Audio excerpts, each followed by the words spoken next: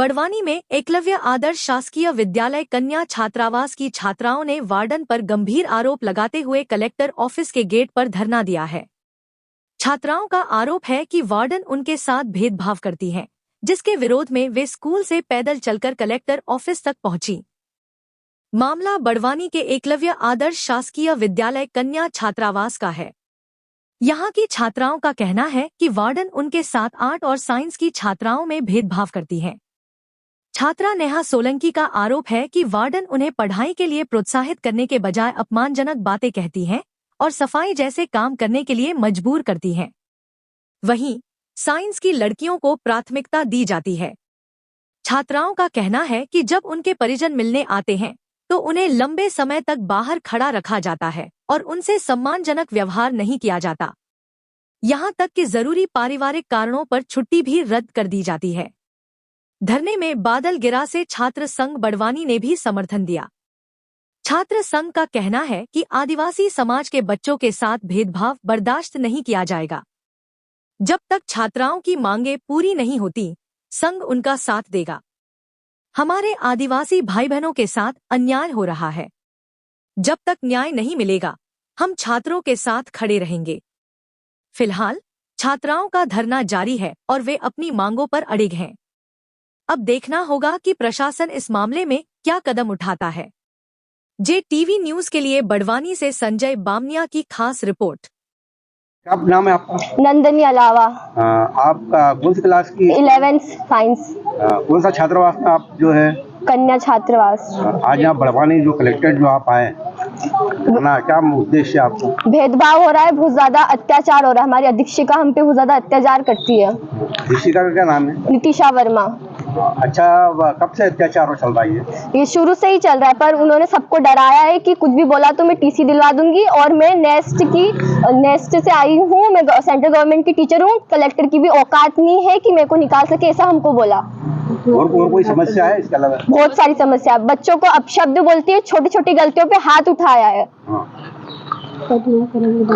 और बोला है कि अगर तुम मेरे खिलाफ कुछ बोलोगे तो मैं तुम्हारा करियर खराब कर दूंगी। सब लोग मेरे साथ है, टीचर्स भी उनके साथ है।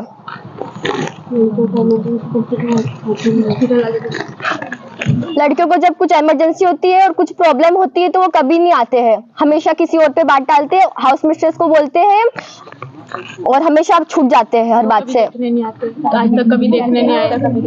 रात को हॉस्पिटल लड़कियां जाती है, परेशानियां नहीं सुनकर एक्सक्यूजेस देती है।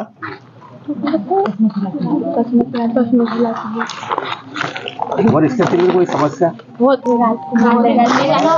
शिकायत करने पे लड़कियों को डराती है और डांटती है और पेरेंट्स को बोलती है झूठा झूठा। अच्छा, पिछले दिनों क्या कुछ बच्चा बीमार पड़ी थी रात में लेके? हाँ। कोई कितनी बच्चे बीमार पड़ी थी? 9 लड़कियां थी और वो सब हॉस्पिटल में थे। वार्डन मैम एक बार भी नहीं उनको देखने के लिए गए। वो रात को मूवी देखने के लिए गए थे उस टाइम पे। हमेशा चलते आ रहा है। वहाँ के जो प्रिंसिपल है वो भी रात में आया था, देखने के लिए आया? नहीं आए थे। प्रिंसिपल सर ने कदम नहीं रखा था, वार्डन ने कदम नहीं रखा था वहाँ पे जब बच्चे बीमार पड़ी थी। नहीं, जब मीडिया आ गई थी तब सुबह जब लेके आए थे बच्चों को तब आए थे लेने। हाँ, ताकि मीडिया के सामने अच्छा बन सके। हाँ, और बात वही दब गई थी, मीडिया ने भी दबा दी थी बात, तो बात बाहर नहीं आई थी। नहीं तो वो उसके अंदर वो प्रिंसिपल साहब कौन थे? प्रमोद कुमार गुप्ता। सही संबंध में प्रिंसिपल साहब से चर्चा करी थी कि वो जो हम बीमार पड़े उनको हम कुछ बोलते हैं तो वो कभी हमारा साइड नहीं लेते। उस बात को छोड़ के दूसरी बात पे ले आते हैं कि तुम्हारी भी गलती देखो, हमारी गलती बताने लग जाते हैं, उनका ज्ञान अलग देके चले जाते हैं। अच्छा, इसके अतिरिक्त ऐसी जानकारी मिली कुछ जो टीचर सुबह और शाम दोनों टाइम वही खाना खाते हैं? हाँ, खाते खाना। उनके कितने टीचर है लगभग, कोई अंदाजा है? कुछ खाते 10-15 शाम को नहीं खाते, सुबह में खाते हैं, नाश्ता और लंच करके जाते हैं। हाँ, और बात पर बार हमारा स्टेटस बताते हैं, बार बोलती कि तुम तो छोटी जात के हो, तुम्हें क्या पता। परिचय आपका? मेरा नाम बादल गिरा से एनयूएच छात्रावास बड़वानी। अच्छा, ये कुछ लड़कियां यहाँ स्टूडेंट जिस तरह बिल्कुल आप जिस तरह देख रहे होंगे कि बड़वानी जिले में जिस तरह एकलव्य छात्रावास बड़वानी जिले के समस्त छात्रावास में हमने देखा है, हम छात्र संगठन जाते हैं, हमारे आदिवासी समाज हमारे भाई और बहन पर जिस तरह से अत्याचार और जाति भेद करते हैं जो सेंट्रल गवर्नमेंट के अधिकारी आए हैं, शिक्षक आए हैं, क्या हमारे आदिवासी समाज को लेकर जिस तरह से बातचीत चल रही है, क्या हम हमारा हक नहीं मांग सकते?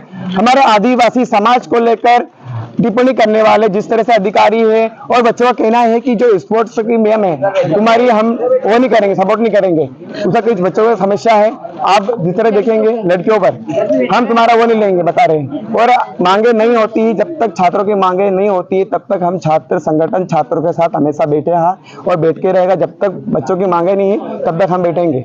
कौन सी छात्रा है? ये एकलव्य मॉडल बड़वानी। कितनी छात्रा होगी? छात्र भी बिल्कुल, साथ में लड़कियां 150 प्लस हो गई और बच्चे भी 50 प्लस है। जो लड़के स्टूडेंट है तो दोनों हॉस्टल के? हाँ बिल्कुल, जो वहाँ के जो शिक्षक हैं हॉस्टल में जाकर खाना खाते हैं।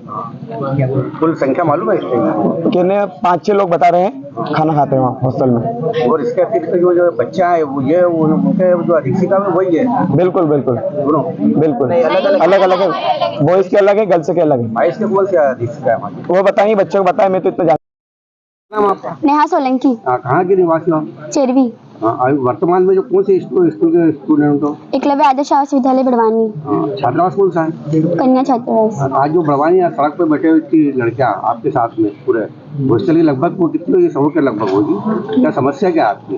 वार्डन हमारे साथ भेदभाव करती है, करप्शन के लिए भी सवाल उठाती है, तुम्हारे पास करप्शन है, तुम लोग बिना पढ़े भी कर सकते हो, ये बोलती है।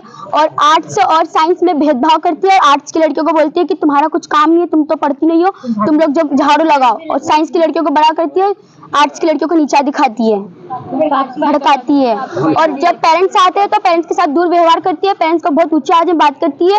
और पेरेंट्स आए तो आज तक वो हॉस्टल से बाहर नहीं निकली है, गेट से, रूम से बाहर नहीं निकलती है। पेरेंट्स यहाँ खड़े रहते हैं आधे घंटे तक, तब तक वो बाहर नहीं निकलती है ऐसा।